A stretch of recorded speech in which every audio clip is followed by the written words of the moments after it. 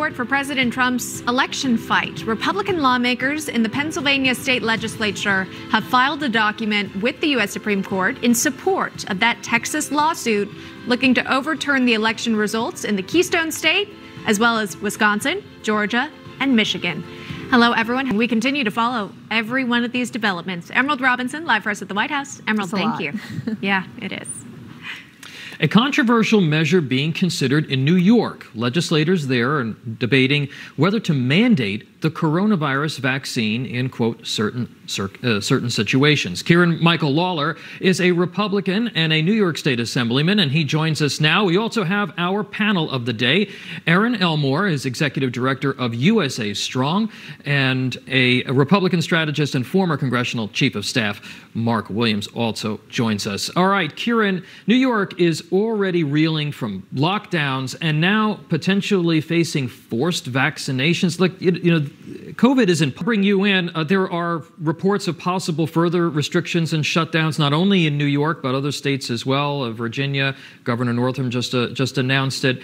And now we have this idea of vaccine mandates. Do you think that we're going to see a pushback against the vaccine to some degree? Well, I certainly hope so. Unfortunately, though, constitutionally speaking and pursuant to Supreme Court rulings, mandatory vaccines could actually be a thing. There's a very old case from the early 1900s that said so, and it is still pretty decent precedent. In the state that I live in, Pennsylvania, they do have that religious exemption, and there will be other medical exemptions, but I think this is a slippery slope.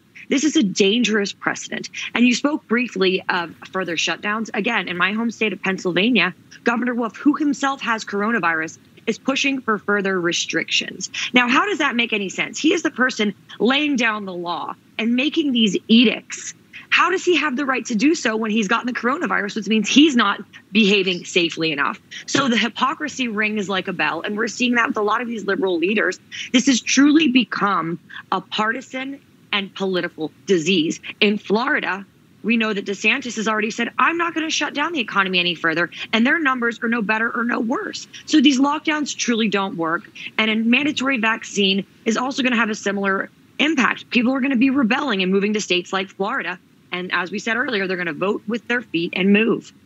Mark, what really concerns? I mean, it's a very slippery slope, and I can't really imagine having to be mandated by corporations or by liberal, Democrat New Yorkers to get a vaccine.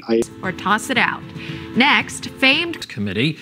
The call for his removal comes after Axios reported the California Democrat was involved in an intimate relationship and possibly shared sensitive information with a suspected Chinese spy. Well, you got to understand, we have the best Chinese food in the world here. We have once beaten Swalwell over rice in our restaurants, and you really have to try the Fang Fang Bang Bang pork fried rice. Blaming Trump for this as well. As I said, if Trump found the cure for cancer 6 months ago, they would have said, why did he withhold the cure for cancer so long? He must have had it for at least 6 months. And if it does and gets to the Supreme Court, they'll reject him because they're politicians as well. It's over whether we want to accept it or not. That's my opinion.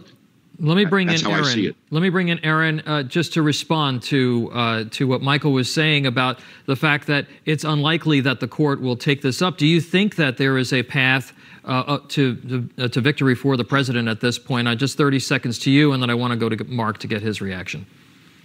It certainly doesn't appear at this time that there is a path to victory for President Trump. Unfortunately, all of these legal remedies seem to be exhausting themselves, and the cheating just doesn't seem to be pervasive enough. I've been saying all along that we need that red herring, or we need that smoking gun.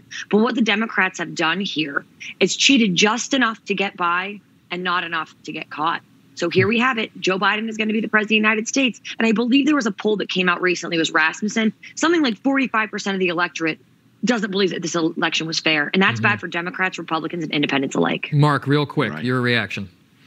I mean, I agree with Erin. It's unfortunate. I don't think the Supreme Court is going to really rule on that. Thank you so much, Erin and Mark. Stick around. A lot more to get to.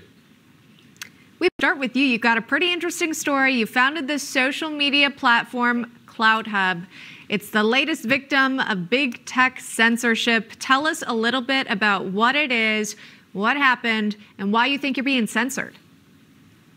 Well, most people feel that social media censorship is really about only individuals. But really, if you have a platform that doesn't meet with their political ideology, they actually go after you. We were using IBM as a hosting company for our video channels.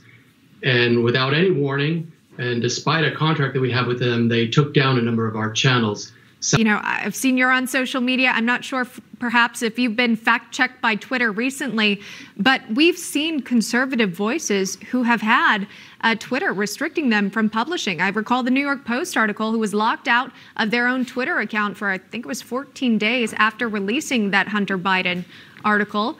And we continue to see this. Erin?